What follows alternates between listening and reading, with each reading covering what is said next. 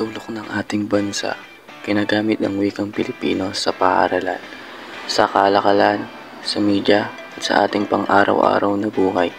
Ngunit sa likod ng malalim na kasaysayan ng ating wika, may mga hamon na kinakaharap ito sa kasalukuyan.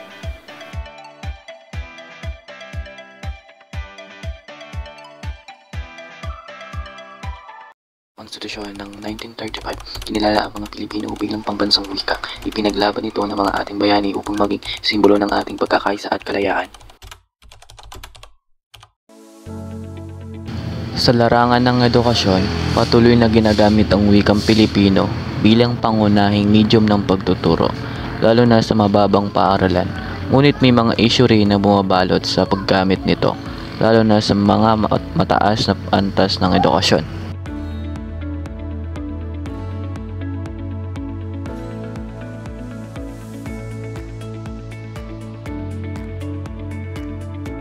Bili kayo sa vendor mo. Ano pong madalas na wika pong ginagamit?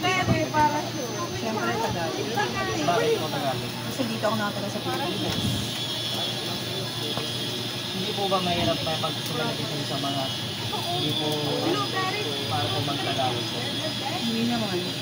Naiintindihan namin nila yung sinasabi ko. Lalo na sa retail at marketing, malakas ang paggamit ng Pilipino upang makaabot sa mas malawak na merkado.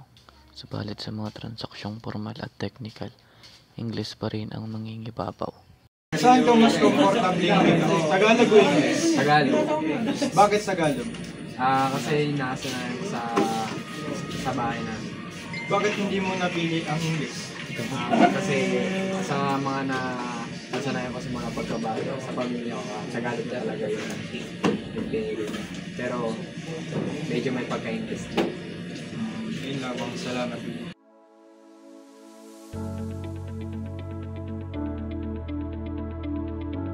Ng media at kultura, ang Pilipino ang nangingibabaw sa telebisyon, radyo at pelikula. Pilipino ang pangunahing wika ng komunikasyon.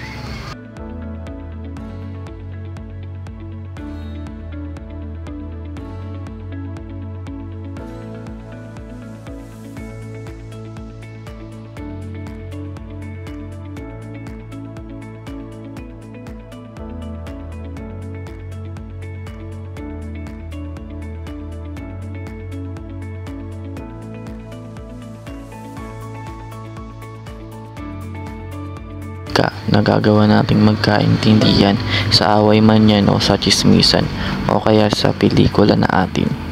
Ang wika natin ay masasabi kong napakahalaga sa ating pang-araw-araw na buhay, hindi lamang sa trabaho, pati na rin sa ating pang-araw-araw na libangan.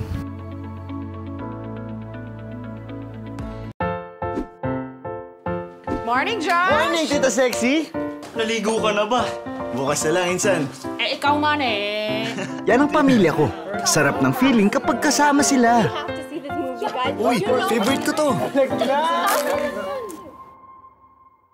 Grabe naman, Kuya Josh. Really? Sarap eh. Oh, para sa mga feeling!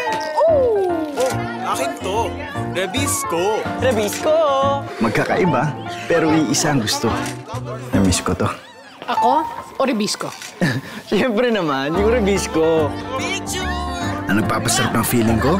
Pamilya ko at Rebisco. Ang sarap ng feeling mo.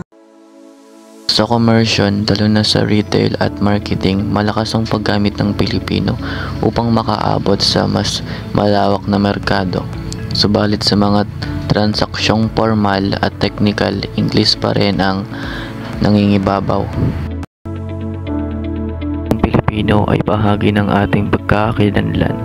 Bilang mga Pilipino, hindi lamang ito wika ng ating mga puso, kundi wika rin ng ating pagunlad, kasama ang bawat isa sa atin sa misyon ng pagpapalaganap at pagpapalakas ng wikang Pilipino sa iba't ibang larangan ng ating buhay.